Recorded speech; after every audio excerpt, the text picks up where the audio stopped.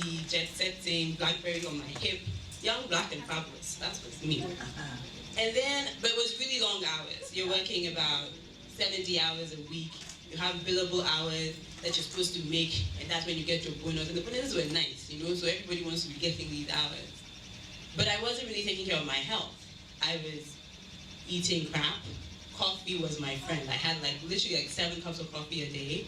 Sometimes I'll top it up with Red Bull at night to get that extra juice so I could work till 2 in the morning. And one day I was sitting at work, and I just felt like a tightness in my chest. And I'm very dramatic. My mother, I get this from my mother. And I was like, hey, I think I'm having a heart attack. And I kept saying, my guy, I was like, I think I'm having a heart attack. And he was like, no. But then I was sweating and I was just feeling really uncomfortable. So I decided, let me just go to the hospital in traffic and stuff before I pass out here, because this is not my destiny. I drive myself to every hospital, pull up in my skirt suit, high heels. I'm like, hi, where's the doctor? I think I'm having a heart attack. He's like, huh? They look at me, I'm 26, holding my bag, and I'm, okay, fine. But as soon as you walk into an ER in the States and you say you are having a heart attack, just anything, they expedite you, because they don't want you to die there. So they take me into the ER, they strap all these machines on me. My blood pressure is 220 over 110. Jehovah. My heart rate is 173. That's, my heart is not stopping. It's constantly going like this. And they're like, what's going on with this girl? Because I'm 26, I defy all the symptoms. You're not supposed to be, I'm 26, I look relatively well, I don't have any wounds. So the guy is like, what is going on with you? And I'm telling him, well, I haven't really slept in 3 days. I've had a lot of coffee. I was just disjointed. I was not making any sense. They're checking me for heart, headache, tumors, clots. Literally, they give me something to calm my heart rate down. They find that there's nothing wrong with me. My arteries are open. There's nothing going on. So they're like, we think you're having a panic attack brought by extreme stress. I'm like, huh? So literally, that's what happened. I worked myself in such a state that I couldn't function. And so I just would have died. Literally, if I had not driven myself to that hospital, God knows what would have happened. So of course I told my mother, she's like, hey, please, where is the ticket? You are coming home right now. I can't tell my partner. He's like, do you want me to call somebody to tell them you're coming home? I'm like, okay, you are coming home for Christmas. And I came and I reevaluated stuff and I learned, thank God for curiosity, that we actually have a history of heart disease in my family. And it usually starts really young.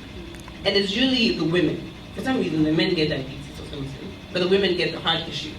And it's usually very aggressive. So I asked my house sister, so what are you guys doing about it? These are 35, 36, 40. Yeah, we just take the medicine. I'm like, that's all. You take the medicine. I'm like, yeah. I'm like, so when do you stop taking the medicine? They're like, this is for life. I'm like, how? This is for my life. So I start going online. I start reading about alternative medicine, alternatives to medication, how lifestyle impacts your heart disease, how lifestyle. I'm like, so all this thing is here and nobody's doing anything about it? I'm like, okay. So that's how I got into health and wellness. And eventually, it just became, I guess it was my passion. I didn't even know it was there. But I get so excited when I realize the link between the food you eat and your health. So fast forward 2 years, of course I didn't give up. I went back for the money and the things for some 2 more years. And I said I was going to come back home. I came back and the choice was, do I take the bar, which is 5,000 pounds, by the way. Great British pounds. Not Egyptian. Can you imagine? Do I take the bar? Or do I really think about what it is I want to do while I'm here? And in the process, I was, of course, using the blog, the kelewele, my clothes were getting tight. I was like, what's going on? And I started making salads. And I started making salads for my friends. And they would drive by my house, pick some up for lunch. And I was like, you know what, let me just do this. This is a menu for the week. Tell your peeps at the office that if they want to order salads, while you're going to pick up yours, they should pick up something here. And basically, that's how Fresh Fly started, very organically.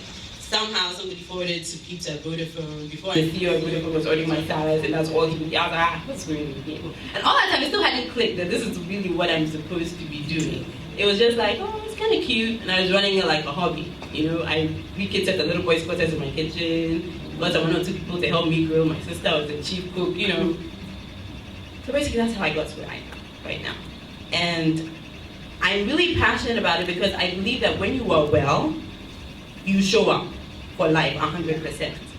Because when you're not concerned about oh, I have a headache, my back hurts, I have extra weight. Too much bandwidth in your head to really function and to be yourself 100%, you know? So that's why I'm so passionate about it, because it doesn't matter how much money you have.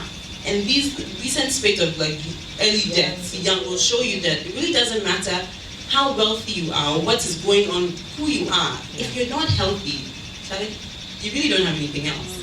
So it's a life, you're selling yourself extra life when you're pursuing health. And you're happy and you look fly, you know, there's nothing wrong with doing that too. So basically that's why I'm so passionate about what I'm doing.